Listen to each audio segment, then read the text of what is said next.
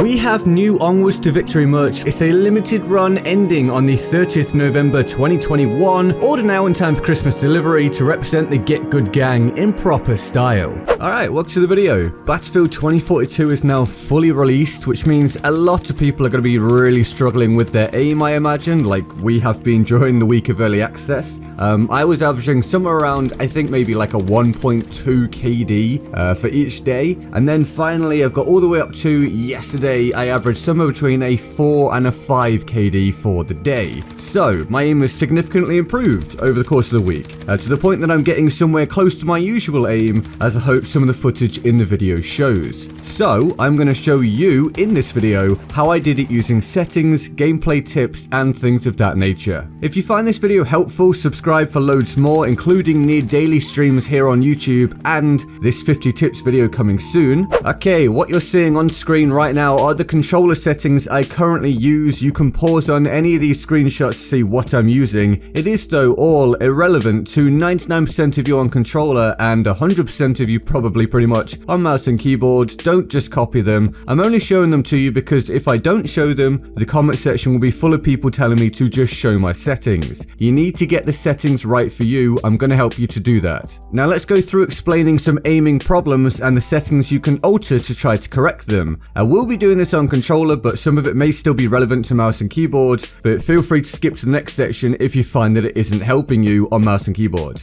Okay, so I've spawned into a lobby full of AI, just me and some AI, so we can go through this. So, number one, if everything on your screen feels like it's moving around too much, whether it be the actual screen shaking when there's explosions, and or HUD motion, so the actual elements of the HUD, the user interface shaking around everywhere, you can turn all this down/off. I'll show you how. So, as you can see here, there'll be jump cuts in this section. You can look up at the top at where I am in the settings at the minute. I'm on display and HUD general. You can turn off HUD motion here so that your HUD will not move around as you're running. It stays exactly where it's supposed to be on the screen. And you can turn camera shake amount all the way down to 50 at the minute. This may be better one day, but right now minimum is 50, so that your screen in fact doesn't shake around as much when there's explosions and things, keeping everything a bit more stationary so you can focus on what's going on screen and your aiming. Next problem, say your crosshairs don't seem like they're actually aligned with where you think you're aiming. Mine are. I will show you how I've done that. We are here in display and then crosshair, and you can see here we've got crosshair projection. I think by default this is turned on, where the crosshair is projected and can lessen the feeling of motion sickness caused by certain camera motions, blah blah blah blah blah blah blah. As someone that gets motion sickness, having this off has not caused me to get motion sickness, so give it a try.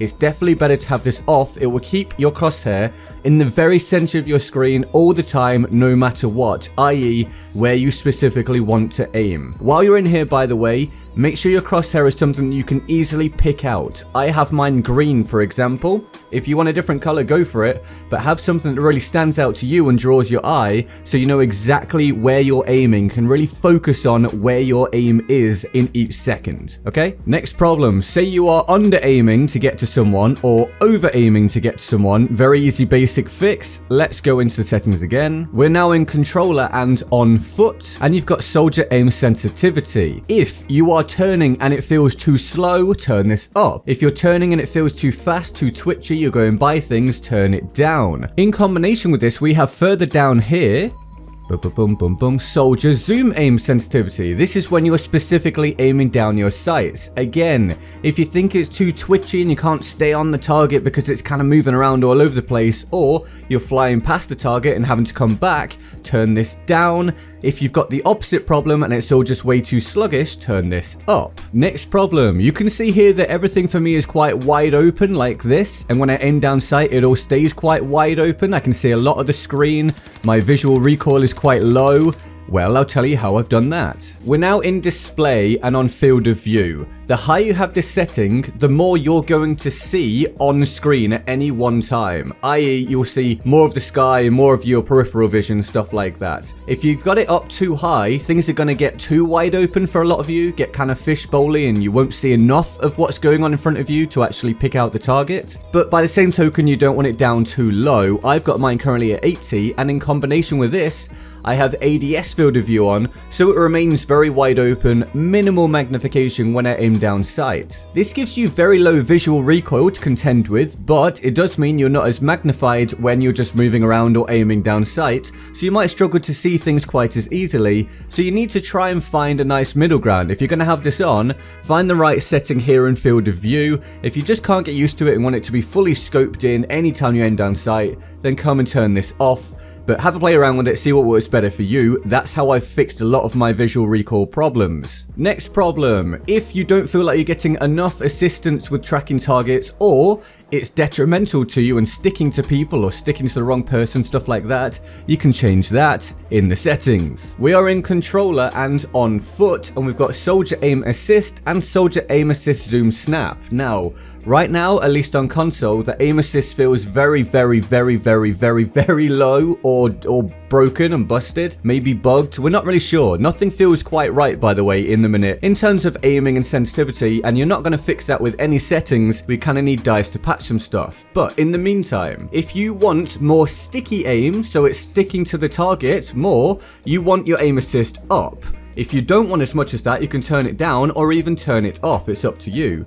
And then snapping to the target, when you aim kind of near someone, it'll actually pull your crosshairs onto the target if you have this on max.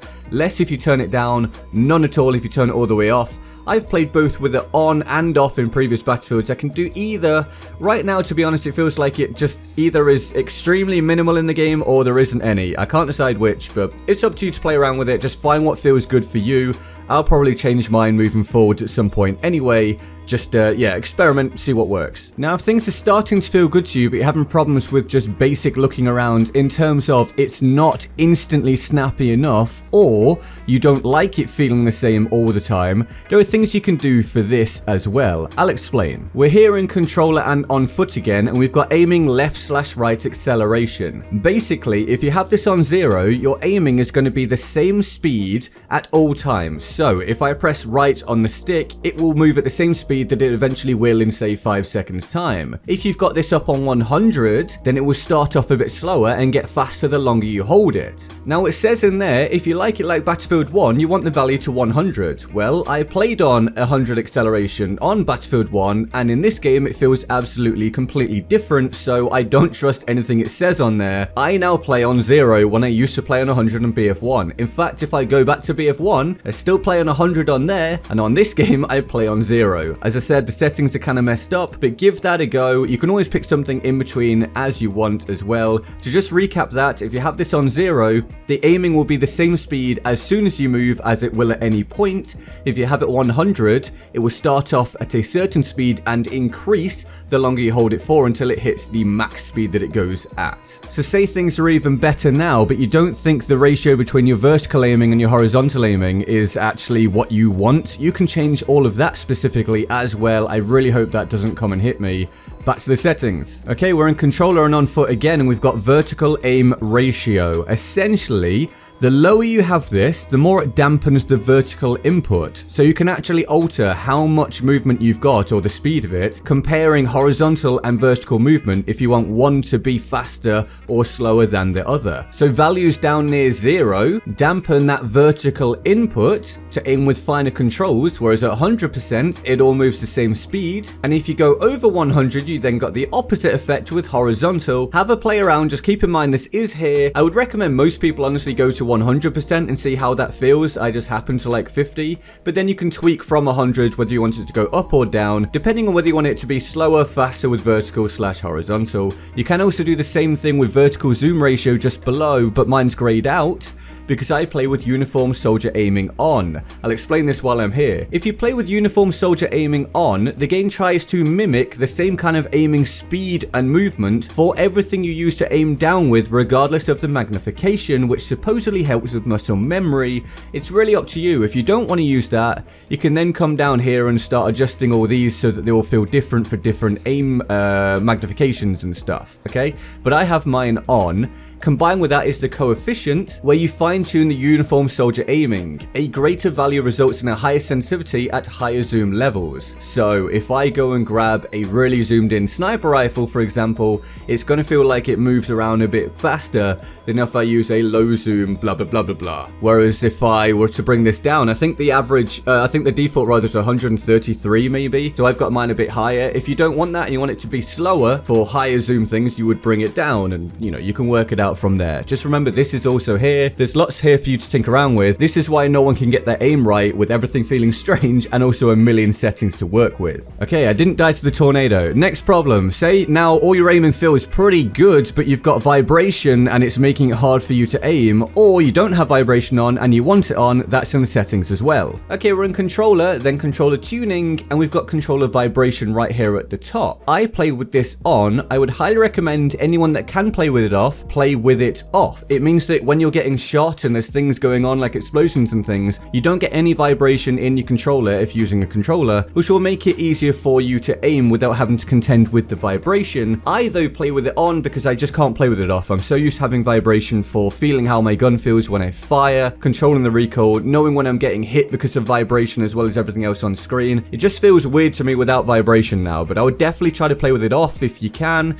If you can't get used to it, then put it back on again and be like me. And now our final little settings tip before we get into my actual gameplay tips after this. If you are managing to play the game but it feels like you are drifting around your aim and stuff without you pressing the stick, or you feel like when you're trying to move around, you're having to move the stick or whatever too much in order to get it to react, you can also tweak that in the settings as well. I'll show you where. We're back in controller and controller tuning, and we've got here central dead zones. So the lower you have this, the lower the amount you need to move the stick in order to get the stick to react on screen. So if you push this all the way up to the top, you're going to have to press the stick a whole lot to get it to react. If you've got controller drifting, i.e. the crosshair is moving around without you actually moving the stick, or you're resting your thumbs on the stick and that's causing it to move around, you don't want it to, you need to turn this up. If it feels like everything's too sluggish and you're having to move the stick too much to get it to react, you want to turn this down. I'm all the way down on 5, but it depends on you what you're going to want. You've also got some other things here you can play around with. You can do things with triggers, but that's not really aiming. You've got axial dead zones, which sets how much the horizontal and vertical values cancel each other out on each stick.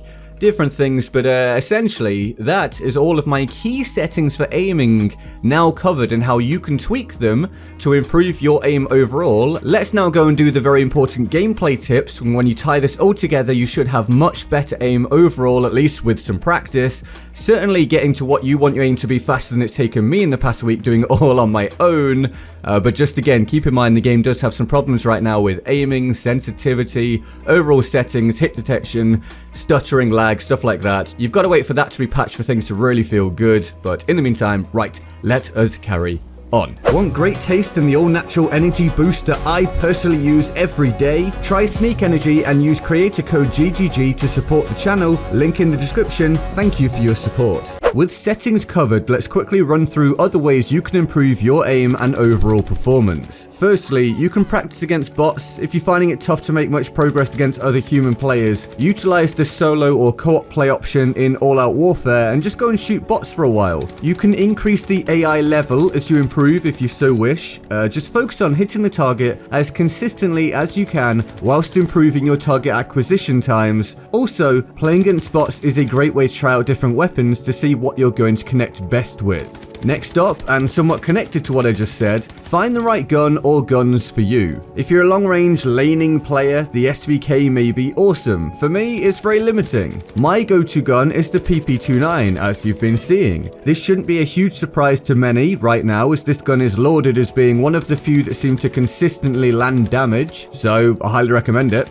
Perhaps after some patching and balancing, more options will open up or my go-to might change, but regardless, experiment to find what works for you. And again, please do try the PP29 when you unlock it to see if it's still like it is now. But once you have the right gun, you need the right attachments. You unlock them by gaining kills with the weapon. You then need to set which attachments you want available on your plus system, which you can then bring into the game to alter on the fly. Don't forget that different ammunition is super important, as you can switch to a fresh ammo type for more rounds when you've used up the one you choose to start with. And absolutely find a sight that works for you. 2, you want something you find to be clear and open so you can track the target well, and has a magnification setting that suits the weapon / the range you usually fight at for your playstyle. The more magnified the scope is, the more visual recoil you'll likely experience, but you may also be able to see the enemy more easily, so find a good balance somewhere in between. Keep in mind that currently there are theories that some attachments are bugged and have negative effects that you aren't supposed to have, so if you put on an attachment and the gun feels worse, whether it actually is or not, just remove it. Use what feels like it works for you, that's always the key thing. So now you have the right guns and attachments, yeah? So you need your recoil control to be good. Practice and find out how much you need to pull down on the thumbsticks or mouse to control that recoil.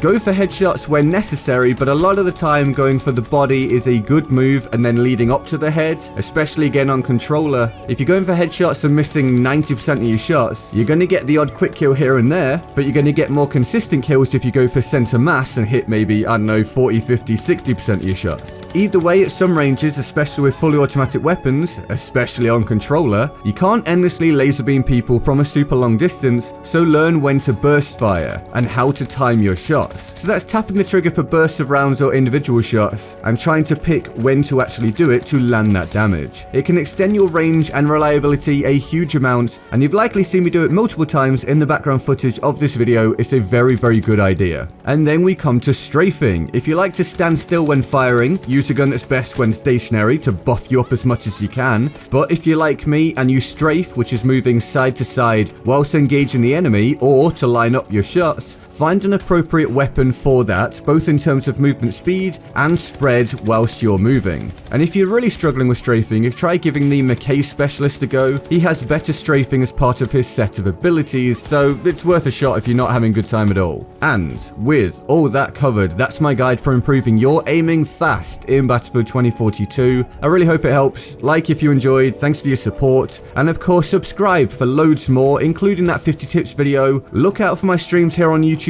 almost every single day. Turn on notifications if you don't want to miss them. Links are also in the description for all the merch, including the limited run we got right now, Sneak, use code GGG, and social media with Discord, Patreon, Instagram, Twitter, all of that. Here's the board of awesome for the epic people that support the channel on Patreon. They're all absolute heroes and I love them all deeply and of course often. And also special shout out to the channel members who get exclusive channel perks by hitting the join button below, including emojis to use in the chat on the streams. You can do that too if you so wish. And with that all said, I'm GetGoodGuy and I will see you next time. Laters.